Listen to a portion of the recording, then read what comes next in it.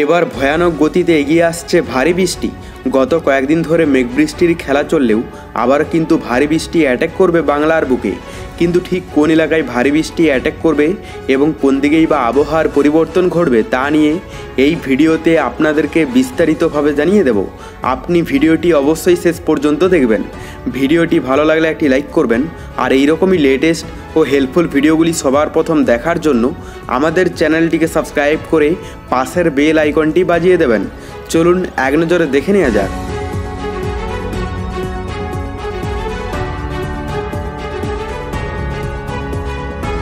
অবশেষে এই বছরের মতো বর্ষা বিদায়ের সময় এসেছে, এমনই সুখবর শুনিয়েছে আলিপুর আবহাওয়া দপ্তর। আপাতত দক্ষিণবঙ্গে আর ভারী বৃষ্টির কোনো সতর্কতা নেই। দক্ষিণবঙ্গে অবশ্য ঝড় বৃষ্টি চলতে পারে আরও কয়েকটি দিন। শনি ও রবিবারের টানা বর্ষণে বিপর্যস্ত উত্তরবঙ্গের পাহাড় থেকে সমতল প্রকৃতির ধ্বংসলীলায় এখনও পর্যন্ত প্রাণ গিয়েছে 24 জনের। কিছুদিন আগে প্রায় মেঘভাঙা বৃষ্টিতে দক্ষিণবঙ্গে বিদ্যুৎ স্পৃষ্ট হয়ে মৃত্যু হয়েছে বহুজনের। বর্ষার এই রুদ্ররূপ তাণ্ডব চালাচ্ছে রীতিমতো। তবে অবশেষে এই বছরের মতো বর্ষা বিদায়ের সময় এসেছে। আবহাওয়া দপ্তর বলছে, আপাতত দক্ষিণবঙ্গে আর ভারী বৃষ্টির কোনো সতর্কতা নেই। দক্ষিণবঙ্গে অবশ্য ঝড় বৃষ্টি চলতে পারে আরও কয়েকটি দিন। আলিপুর আবহাওয়া দপ্তরের মতে কিছুদিন থমকে থেকেও সপ্তাহান্তে বর্ষা বিদায়ের উপযুক্ত পরিবেশ তৈরি হয়েছে বাংলায়।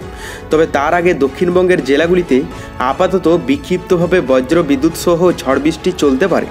ঝড় বৃষ্টি হবে বুধবার পর্যন্ত। তবে স্বস্তি হলো, আপাতত উত্তরবঙ্গে আর নতুন করে বৃষ্টির সম্ভাবনা দেখা যাচ্ছে না। তবে কলকাতা সহ দক্ষিণবঙ্গের হাওড়া, হুগলি, উত্তর ও দক্ষিণ 24 পরগনা, পূর্ব পশ্চিম মেদিনীপুর, ঝাড়গ্রাম এবং নদিয়ায় আজও বিক্ষিপ্তভাবে বৃষ্টি হবে। বৃষ্টির পাশাপাশি দমকা ঝড়ো হাওয়া বইতে পারে, যার বেগ হতে পারে 30 থেকে 40 কিলোমিটার।